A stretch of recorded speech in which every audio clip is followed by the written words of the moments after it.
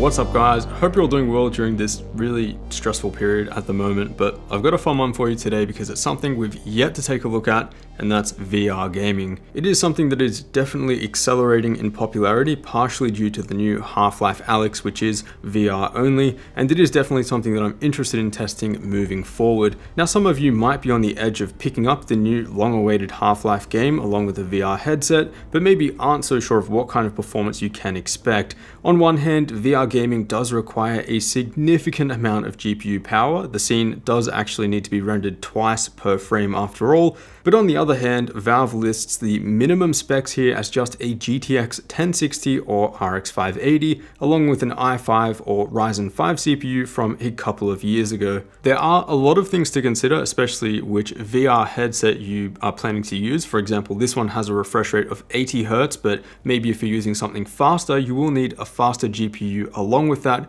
to keep up with that VR headset. More on that in just a second. You also have to consider, say, the VRAM capability of your graphics card, because there are some cards that won't be able to keep up with ultra textures in this game. We'll be discussing all of that and more in this video.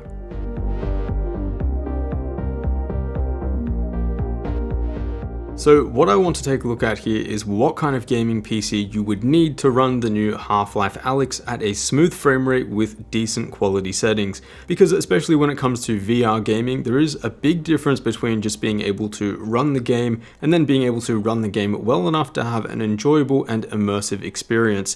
After all, frame rate drops and stutters can be extremely immersive braking in VR and could also result in motion sickness or loss of balance. So specifically here, we're going to focus on graphics card performance and which GPUs are sort of going to be most recommended for this title, but we will also talk about things like CPU core count and the memory needed to run this game, but the recommendation there is pretty straightforward. Now I'll be testing with an Oculus Rift S, which in my opinion is probably the best spec balanced VR headset on the market, especially when you consider how simple and fast this thing is to set up. Instead of needing to set up multiple sensors around you on walls, the Rift S tracks inside out instead, with cameras on the outside of the headset. This is a huge plus for me, and I think it will be for a lot of other people as well, because I do not have a dedicated VR space, and I definitely don't want to have to set up cameras every time I want to play some VR.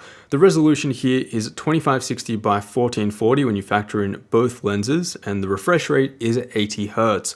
Overall, I did find this to be enough for games like Half-Life Alyx. I am a couple hours into the game at this point, and everything so far has felt super smooth.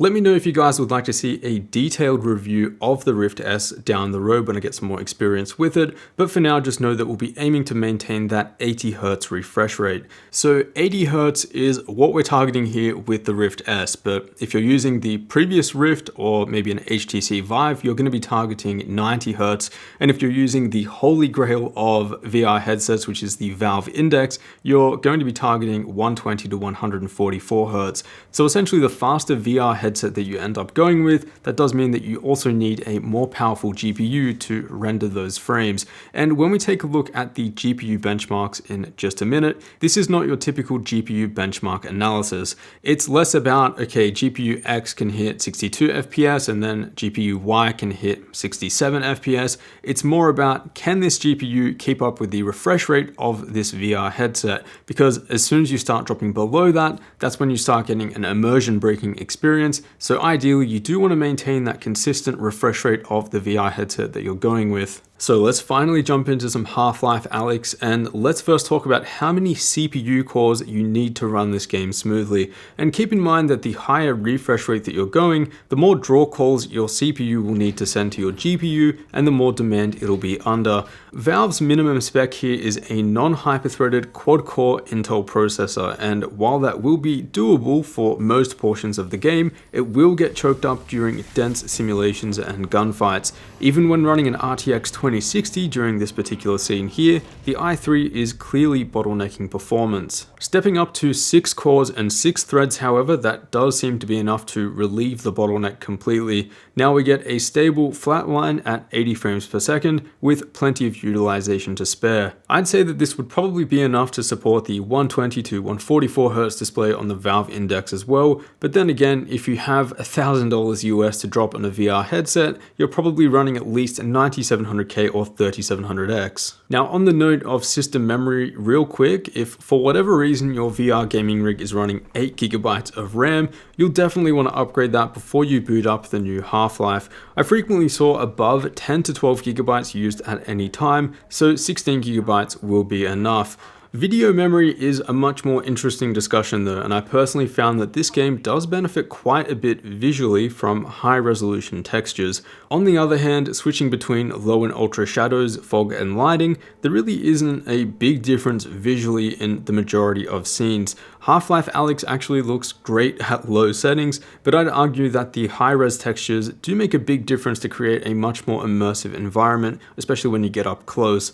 Even at a distance though, I did find that I was able to notice the low-res textures, making the game look a bit softer. So to run ultra textures in the new Half-Life, you'll want a GPU with at least 6GB of VRAM. So cards like the 5600 XT, RTX 2060, and even the GTX 1060 will be good there for ultra textures. Realistically though, if you have a few $100s to spend on a VR headset, you're probably not going to be gaming on anything less than 6GB of VRAM.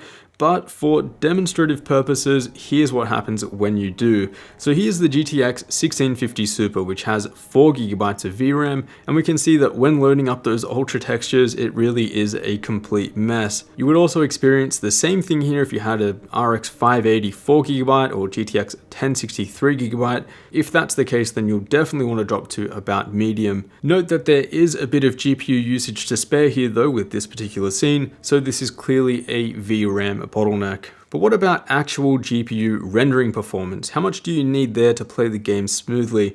Well, luckily I did find one extremely demanding scene which has an absolute ton of visual effects, and this completely tanks performance on GPUs which would otherwise be able to maintain that 80 frames per second target throughout other areas of the game. Examples of this are the two GPUs listed at the Valve minimum spec, which is the GTX 1060 6GB and the RX 580 8GB. These two GPUs have no issues whatsoever with ultra textures in this game, but the rendering performance just isn't there when running the game at other ultra quality presets like shadows, fog and lighting. Now to be fair, these two GPUs can keep up with the 80Hz refresh rate of the Rift S for most of the game that I've played so far, but this particular scene will tank both GPUs down to around the 50 FPS mark, which from personal experience is more than enough to induce eye strain and a headache.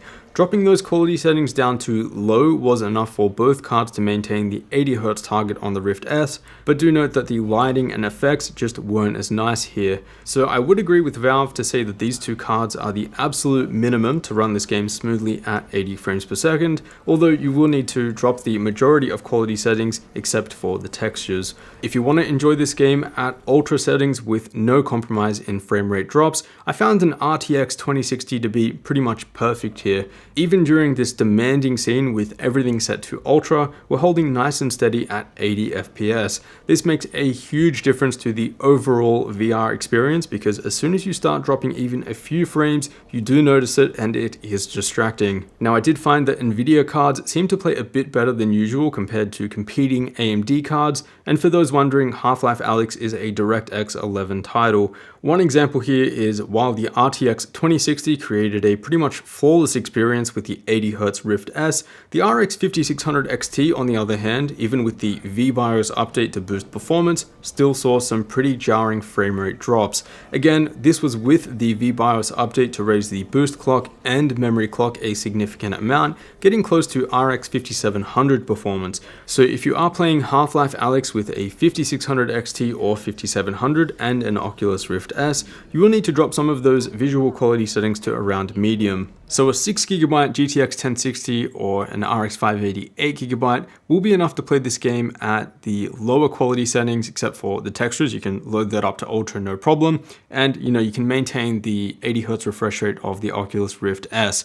If you want to play with everything set to ultra and still maintain the 80Hz refresh rate with the Rift S, that's personally how I want to play with this headset, then you're definitely going to want an RTX 2060 or above. But if you plan on playing this game with the Valve Index with a refresh rate of 120 to 144 Hz, then I don't think it's unfair to be sort of expecting to play with an RTX 2080 Super or preferably an RTX 2080 Ti.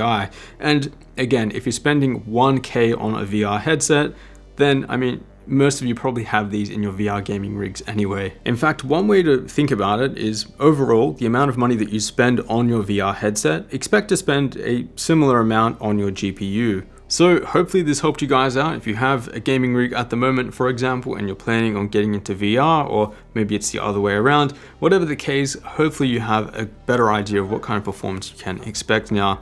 And if you are looking for a more straightforward list of which GPUs I recommend for this game and for which headsets, I will leave that linked down below in the description. As always guys, a huge thanks for watching, and I will see you all in the next one.